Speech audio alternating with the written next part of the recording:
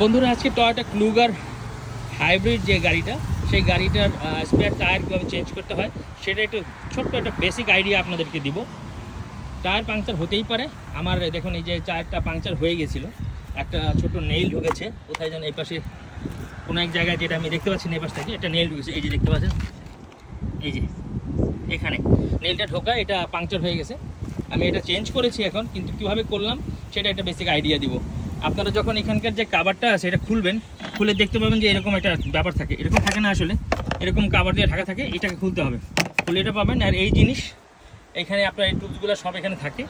এটা দিয়ে ঘুরাইলেই আপনার টায়ারটা নিচের থেকে চলে আসবে। এটা থাকে আন্ডার নিচে থাকে, টায়ারটা থাকে ক্লুগারের নিচে। সো এটা বের করে নিয়ে আসবেন। আসার পরে যেটা মেইন প্রবলেম হয় সেটা হলো এই জিনিসটা খোলাটা টাফ হয়ে যায়। এরকম আসবে কিন্তু খোলাটা টাফ হয়ে যাবে। ঘাবড়াবানোর কিছু নাই। এটাকে যেটা করবেন, এটাকে এইভাবে করে ঢুকাতে হবে এবং এইভাবেই বের করতে হবে। এইভাবে ঢুকাবেন এবং এইভাবেই বের করবেন। এইটুকু যদি বেসিকই থাকে, জানা থাকে, তাহলে আর এই গাড়ি টয়োটা ক্লুগার বেসিক্যালি আমার ধারণা টয়োটার অন্যান্য গাড়িতেও কাছাকাছি জিনিসই হবে। ক্লুগারের জন্য এইটা বেসিক আইডিয়া, কোনো ব্যাপার না। ইজিলি আপনার টায়ার পাংচার হয়ে গেলে এটা ফিক্স করতে পারবেন। আমি করেছি, আমার কোনো প্রবলেম হয়নি। সো আপনাদেরও কারো কোনো প্রবলেম হবে না।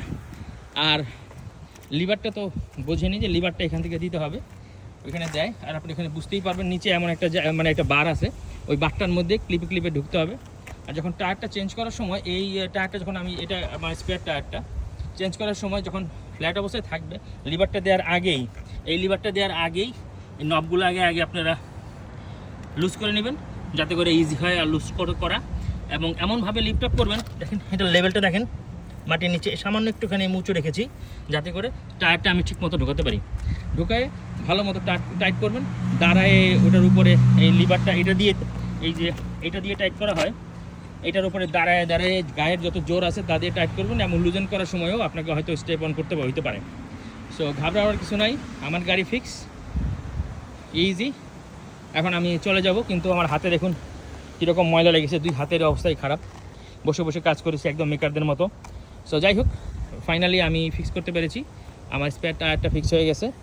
সো আপনাদেরকে যেটা বলা, যে বেসিক আইডিয়া দিলাম একটা, এটা মনে রাখবেন। প্রয়োজনে ভিডিওটা বারবার দেখবেন, কোনো সমস্যা নেই।